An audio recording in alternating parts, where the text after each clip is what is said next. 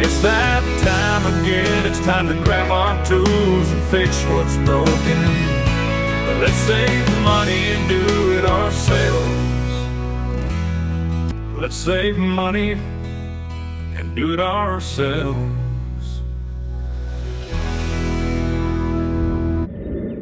Welcome. This is going to be a quick video by Mr. Goody. Today someone called me and told me that their brake pedal went all the way to the ground.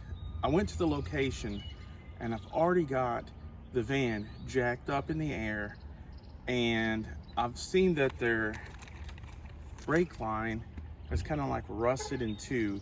See where the hydraulic brake, and then this is a hydraulic brake line. I'm going to be putting a new one on, and you guys can come along with me. Come on. Okay, so what's happened is right here is where the hose usually connects on to this piece here, which is metal. And what's happened is it's rusted over time. You know, if you live in the States where they put salt on the roads in the winter time, and just over time it rusts, and in this case it completely broke off, and all of the brake fluid leaked out, and then you have little to no brakes left. So we went to O'Reilly's. We picked up this brake hose, part number BH622361, and this is a 3.6 liter 2013 Dodge Caravan. And I'm going to show you how this brake hose goes back on. I know I didn't show you taking it off, but the way I put it back on, that's kind of is going to be the way it came off. You see right here, I had to jack the van up, and then I'm always big on safety. I put the two jack stands underneath there to hold up the van, because I'm always about safety. It just got done raining, so that's why I'm wearing the silly, they call it a toboggan around here. Some people call them a boggin, I don't know. But anyways, so you get this new brake line out, and these right here, it comes with two little copper washers. Okay, so this new line did not come with the Banjo Bolt, but this is where it's important. You see these two little copper washers that come with it? Those are very important so that this is not going to leak, because the copper actually bends when it tightens, and it actually forms a seal. So never ever put these on without those copper washers, or more than likely you're going to get a brake fluid leak. So that is what causes the seal. Just remember that. That's very important. This metal box right here has to line up with this brake caliper. So you're going to want to put this bolt through this, the back of this. This is called the Banjo Bolt. Like I said, make sure that you put that. There's a brass washer that goes before and one that goes after. And on this one, that square is going to go sideways. It has to notch in to the brake caliper.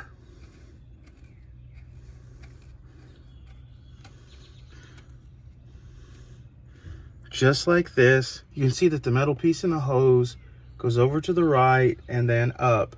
That makes it lined up. And then go ahead and put this bolt in by hand. That way it doesn't cross thread. Then you see that there is this metal stand right here. See, this has to fit a certain way. You see this right here? See, when I put this in here, it's going to have to fit a certain way. I put to the metal tab. When I put this in just right and I line it up, it's going to expose this metal channel, and then I'm going to put this tab in, and it'll push in just like that, and it'll hold it into place. So I'm going to line it up. You move this around and you line it up to the stand here, this metal stand, and It'll only go in when it's lined up. There, it's lined up. As you can see, it's lined up now because the neck is pushing through. You take the metal tab and you make sure the tab is pointed downward, not up. See, this is up. Make sure it's pointed downward.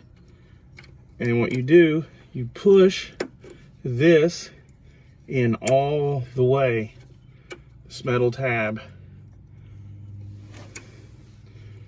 And then it's in. Now, I had to disconnect this connection, and it goes into this hydraulic brake hose. It is a 12 millimeter, and I'm gonna go ahead and take this wrench, and it is a pretty long bolt from this brake line. And I'm just gonna go ahead. I'm just gonna go ahead and tighten it down to where it feels pretty tight, snug. Again, I don't know the torque spec, but I'm just gonna do what you call snug. Don't try to incredible hawk strength it, because that will not be good.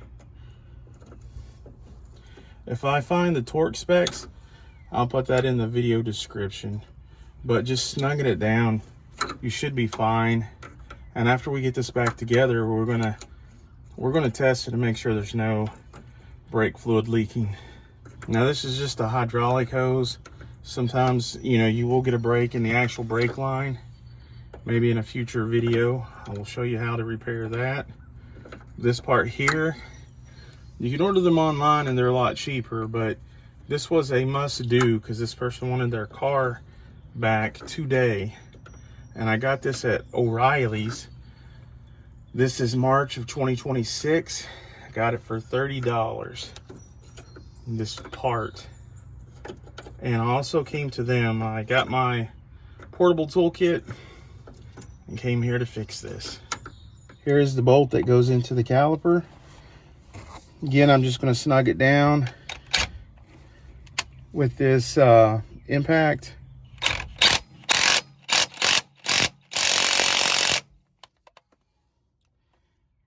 And like I said, those copper washers will actually form that tight bond so that the brake fluid won't leak. It's very important that you have the washer before the bolt and after. And as you can see up here, I've gotten this tightened down into the hydraulic brake line, and the metal piece is snapped on to hold the brake line in place. So what we have to do now is go to the top, and we're going to go put some brake fluid inside the van since it all leaked out. All right, for those of you that don't know, this is a 3.6 Pentastar engine in this 2013 Dodge minivan. Right here is the reservoir where the brake fluid goes. You just take the cap off, and this particular vehicle takes .3 brake fluid, if you can remember that. And I would get the little bigger container. This cost $8 at O'Reilly's, and it's better to have more than not enough. Remember that. I should have brought a funnel, but I'm pretty good at pouring it, so I'm going to pour it in there. It has a line that tells me if it's low or max on the settings here. And also, while I'm putting this in, I'm going to be checking my tire over here to see if it's leaking. And I don't see any leaks. So you'll just glance down, or have somebody else glance down for you while you're putting this in.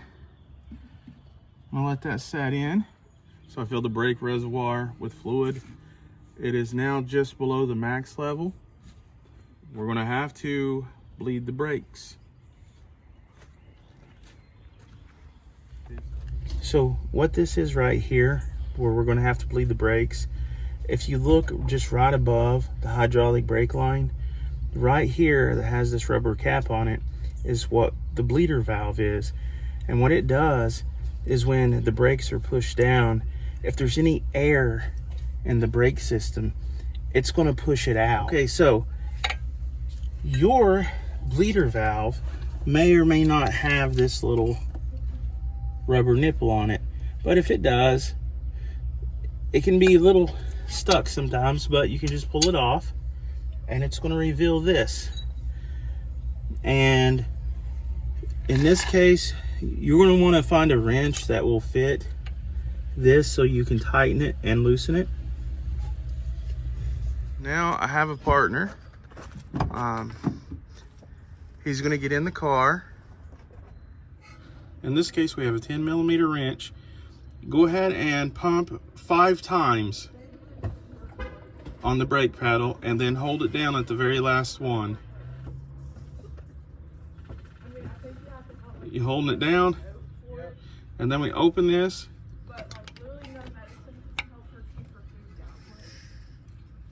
And all I heard come out was air. Now, eventually, fluid is going to come out. Okay, repeat the steps 5 times.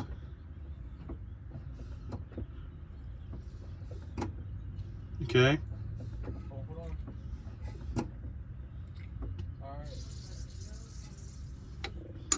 Let's see.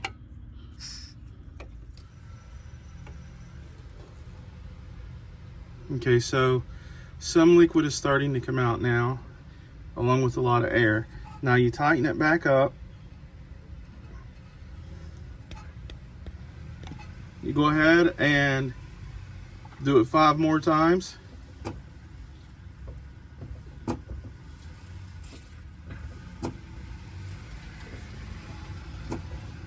And just hold it to the floor. Now the paddle should go soft and go to the floor by itself. It wasn't soft though on the last push. No, it should start to be getting harder. Alright, just did it. Okay. You can see more air coming out.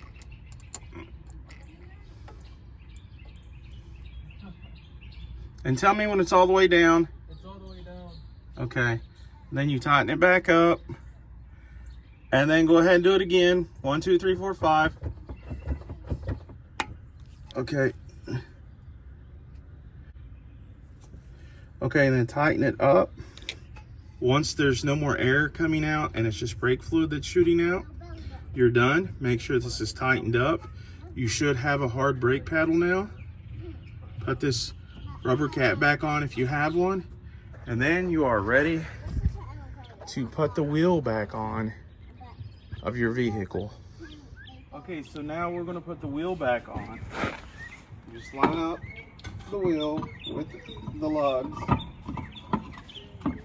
Make sure it's kind of flush like that.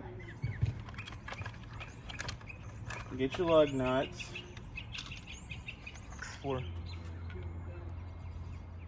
Okay, you put the tire on, and then let's put the hubcap on, and then I'm going to start the lug nuts by hand, so that way you don't cross thread them.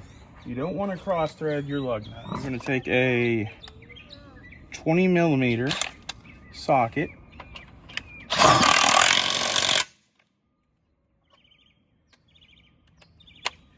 and push that on, and this way you'll have better access to reach the lugs. You put those on by hand just like that so they don't cross thread. And once you get these on, you can put them on with your 4-way lug wrench or your impact gun, whatever you have. And on most vehicles that are non-commercial use, the torque specs for the lug nuts are usually around 100 pounds or a little over. So in between 100 and 120 foot-pounds, you should be fine. I'm gonna put these on diagonally to make this flush as possible.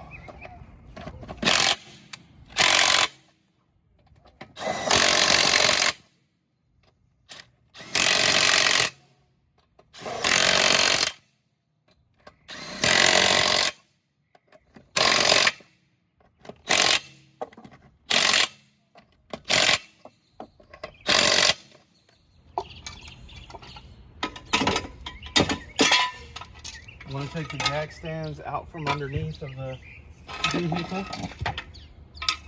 and set them back here. Make sure your tools are out of the way. Then I'm going to let it down.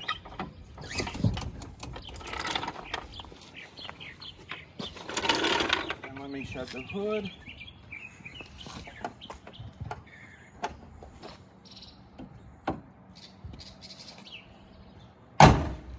And then we are done. You just need to start up the van, make sure there's no brake fluid light on, and that you have a good stiff brake pedal, and you are done with this job. Anyways, if you like this video, please smash the like button, subscribe to the channel, and as always, I'll see you next time.